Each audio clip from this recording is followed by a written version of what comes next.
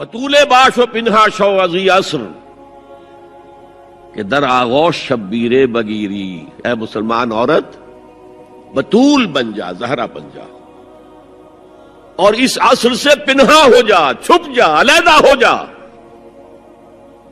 تاکہ تیرے آغوش میں حسین جیسا بچہ پیدا ہو۔ یہ پہلا ہے حجاب، سیگریگیشن آف سیکسز۔ میں نے ضیاء الحق صاحب سے کہا تھا، کیونکہ ان کی شورا میں شمولیت کی میں نے جو ہے دعوت قبول کر لی تھی، مشورہ دینا ہے۔ میں اپنے مسجد کے ممبر سے بھی مشورے بھی دیتا ہوں، تنقیدیں بھی کرتا ہوں۔ جیسے انگریزی کا محاورہ right from the horse's mouth, تو right into the horse's ears کچھ کہا جا سکے تو اچھی بات ہے۔ میں نے ان سے کہا آپ نے پی آئی اے کو ڈرائی کر دیا، شراب بند کر دی، اچھا کام کیا، بہت عمدہ کیا۔ دنیا تو یہی کہے گی نا کہ دقیانوسی ہیں، چلیے برداشت کریں، لیکن یہ ایئر ہوسٹسز جو جاتی ہیں کرو کے ساتھ اور دو ہفتے باہر رہتی ہیں، یہ کون سے اسلام کی روح سے جائز ہے؟ عورت محرم کے بغیر حج کو نہیں جا سکتی، محرم کے بغیر عمرے کے لیے نہیں جا سکتی، اور یہ قانون تھا پاکستان میں۔ میں نے کہا آپ عورت کو نہیں جانے دیتے حج کے لیے، حالانکہ وہ ادھیڑ عمر کی ہوتی ہیں، عموماً بوڑھی ہوتی ہیں۔ ہمارے یہاں جوانی میں کون کرتا ہے حج؟ بہت شاس۔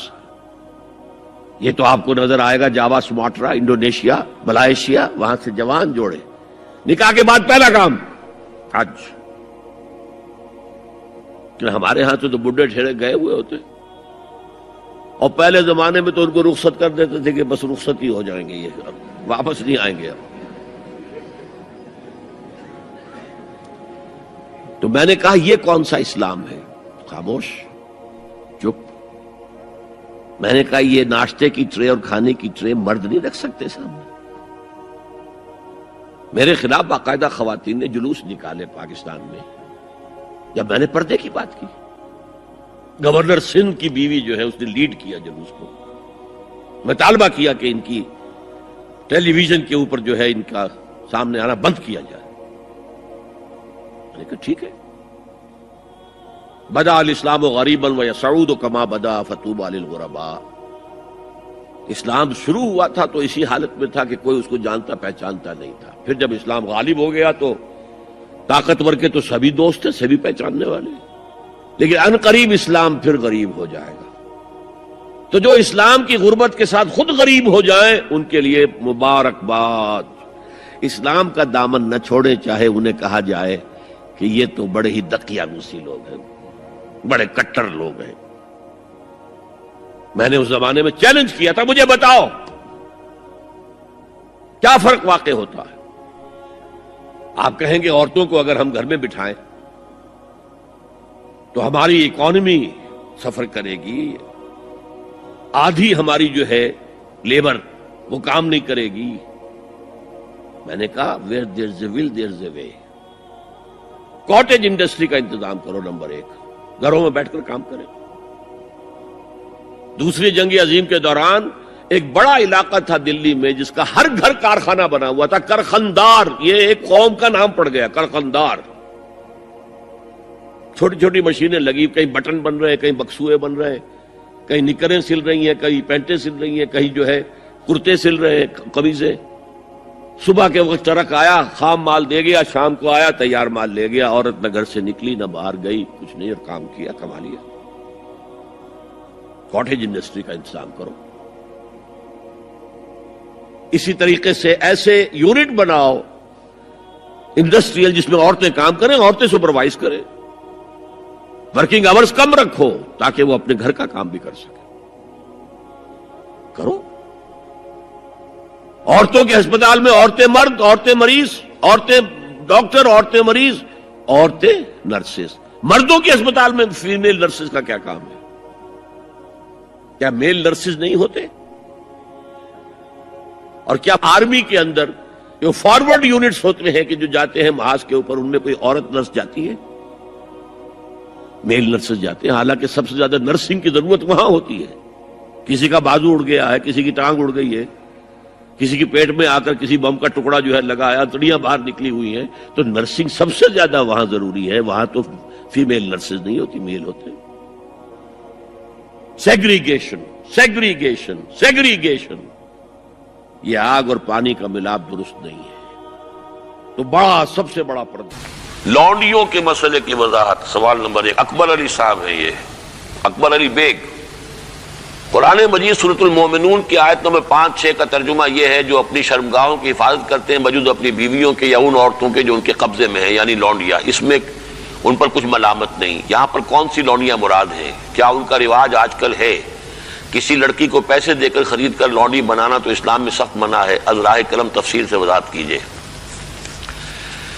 دیکھیے، اسلام میں صرف ایک نوعیت کا غلام یا لونڈی جائز ہے، اور وہ ہے اگر جہاد فی سبیل اللہ ہو اور اس میں پی او ڈبلیوز کی حیثیت سے جو کہ کمبیٹنٹ ہوں، کمبیٹنٹ جو کہ واقعتاً جنگ میں حصہ لینے والے ہیں، مرد اور عورتیں، جن کو آج کل پی او ڈبلیو بنا لیا جاتا ہے کہ وہ جو ہیں پرزنرز آف وار، ان کو اسلام نے اجازت دی ہے کہ بجائے اس کے کہ مستقل اس وہ کنسنٹریشن کیمپس میں پڑے رہیں، وہ اس میں ان کو اسلامی معاشرے کے اندر جذب کرنے کے لیے ان کو تقسیم کر دیا جائے لوگوں کے اندر۔ یہ ہے در حقیقت اس کی غرض و قائد، اور وہ بھی ایسا ہو سکتا ہے کہ کہیں مبادلے کے اندر اگر شکل بہتر بن سکتی ہو تو اس کو بھی اجازت ہے، کہیں اگر زر فدیہ لے کر چھوڑ دینے میں کوئی قباحت نہ ہو تب بھی اس کی اجازت ہے۔ یہ سورہ محمد صلی اللہ علیہ وسلم کی آیت جو ہے اس کے تحت ہم پڑھ چکے ہیں۔ لیکن فرض کیجیے کوئی شکل ممکن نہیں ہے تو پھر کیا کریں؟ انہیں کنسنٹریشن کیمپس کے اندر رکھیں،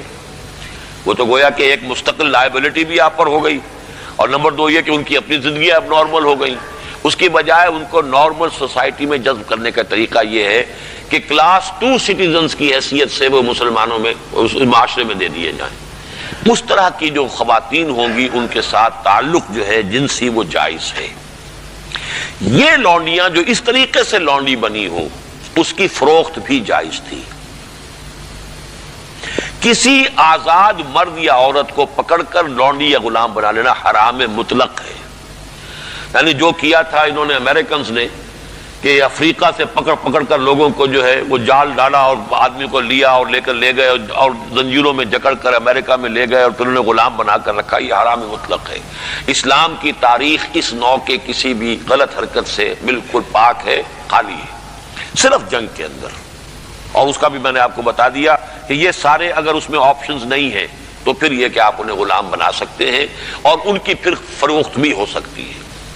یہ ہے جو میرے علم میں ہے۔ باقی کسی کو خام خواہ آپ نے خرید لیا اور کسی کو پکڑ کر کسی آزاد کسی مرد یا عورت کو اور زبردستی لے جا کر کے بھیجا، یہ تو بالکل حرام مطلق ہے، بہت بڑا جرم ہے۔ یہ ضمنی سوال ایک صاحب نے کر دیا ہے کہ نکاح ان لونڈیوں سے بھی کرنا ہوگا۔ نہیں، نکاح لازمی نہیں ہے لونڈیوں کے ساتھ۔ نکاح تو کر لیا تو پھر تو زوجہ ہو گئی، وہ علیحدہ کیٹیگری کہاں رہی۔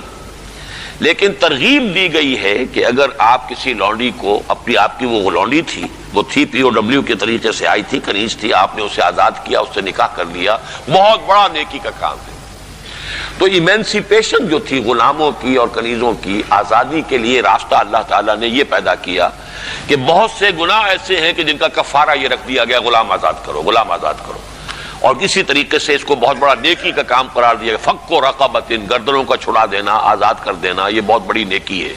تو اس حوالے سے اس کا معاملہ اسی طریقے سے کسی لونڈی کے ہاں سے اولاد اگر ہو گئی تو اب وہ ام ولد ہو گئی، اب وہ لونڈی نہیں رہی، ام ولد ہو گئی، اسے فروخت آپ نہیں کر سکتے، وہ آپ ہی کے ہاں رہے گی، لیکن یہ کہ وہ آپ کا اس کا درجہ جو ہے عام کنیز سے وہ بڑھ جاتا ہے۔ یہ تفصیلی قوانین ہے۔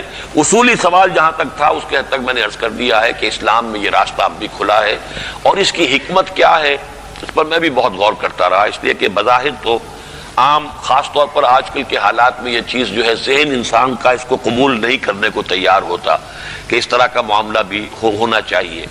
لیکن میں یہ سمجھتا ہوں کہ وہ جو جہاد فی سبیل اللہ آخری دور میں ہونے والے ہیں، جن میں کہ حضرت مہدی اور حضرت عیسیٰ علیہ السلام کا معاملہ بھی ہوگا، اس میں سمجھتا ہوں یقیناً کوئی ایسے مراحل آئیں گے کہ جہاں اس انسٹیٹیوشن کو انووک کرنے کی ضرورت پیش آئے گی، اس کے لیے کہ اس کا راستہ شریعت کے اندر باقی رکھا گیا، کھلا رکھا گیا، اگرچہ اس کے بڑی پابندیاں لگا دی گئیں۔ یہ بھی ہے کہ غلام کو وہی کھلاؤ جو خود کھاتے ہو، وہی پہناؤ جو خود پہنتے ہو، کام کا بھی بوجھ اس پر اتنا زیادہ نہ ڈالو کہ جس کا بہت مشقت والا ہو جائے، کوئی بہت سخت کام ہے تو تم خود بھی اس کے اندر شریک ہو جاؤ اس کے ساتھ۔ یہ ساری چیزیں ہیں، ان کے ساتھ نیک سلوک کرنا,